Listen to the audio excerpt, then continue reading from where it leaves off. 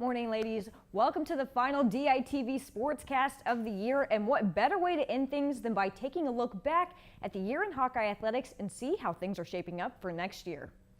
Now, it seems like ages ago, but we're going to start things off with some highlights from fall sports. The Iowa field hockey team finished this season with their first NCAA tournament appearance since 2012, thanks to 14 wins, which is their most since 2011. Field hockey finished the year ranked 7th nationally, and the Hawks should be set for another good year since they're bringing back almost every starter, including their goalkeeper, top scorer, and assist leader. But you can't talk about fall sports without talking about Hawkeye football. Iowa finished the year at 9-4 with a win over Mississippi State in the Outback Bowl.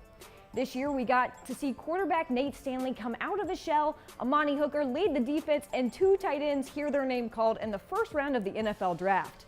Obviously, Iowa had some big losses going into next year, but from what we've seen so far this spring, it should be another good year for Hawkeye football.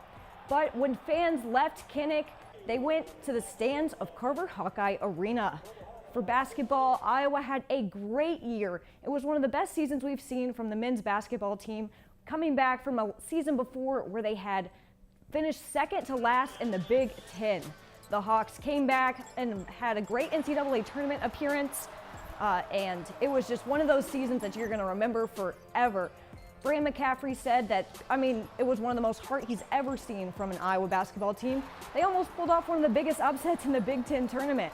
Iowa started the year in the 2K Classic, where they defeated UConn and Oregon in Madison Square Garden, and now next year they're losing 2 starters, in Isaiah Moss and Tyler Cook, and Macy Daly is transferring as well. But obviously nothing will match the year that the Iowa women's basketball team had. Iowa made it all the way to the Elite Eight and won the Big Ten tournament. Megan Gustafson took home every award in the book and is leaving Iowa the best basketball player that we've ever seen. And like Lisa Bluter, I get kind of emotional thinking about this year. I'm going to remember cutting down the nets with these guys after winning a Big Ten championship. I'm going to remember Tanaya's resolve coming back. I'm going to remember Hannah Stewart's journey. I'm going to remember getting the opportunity to coach one of the best basketball players in America, and Megan. And that's what I'm going to remember about this season. I'm going to remember the relationships and just the great memories with these young ladies. So I'm very, very fortunate and very blessed to coach them. You know what? I thought a few months later I still wouldn't be so emotional hearing Lisa like that, but it still really hurts. I'm still pretty upset. But before I continue crying, we should move on to wrestling. The Iowa wrestling team finished 4th at the NCAAs this year, had a national champion at 125 in Spencer Lee, and had a few All-Americans. It was just a great year for Iowa. They also won a share of the Big Ten title. So great year for Iowa wrestling, but if we've learned anything from this year, it's that Iowa kind of owned winter sports, because the men's gymnastics team also earned a share of the Big Ten regular season title.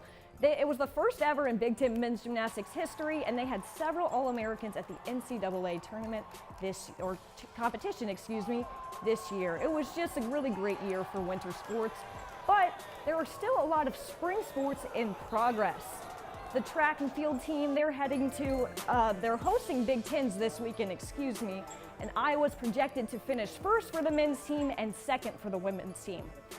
Baseball, right now are 3rd in the Big Ten Conference, and they're hosting Michigan State this weekend for their final home series of the year. And softball, they were eliminated yesterday in the Big Ten tournament. They lost to Wisconsin. It was Renee Gillespie's first year, but we expect to see good things from the Iowa softball team as they continue on to next season. But that's all the sports I can cram into this final Sportscast. Thank you so much for watching us all year, and we love talking Hawkeye sports with you. We'll see you back here in the fall. But if you still want to keep updated with the baseball team, the other Hawkeye sports that are going on over the summer, you can visit dailyiowan.com. Abby McKenzie, for the final time, back to you.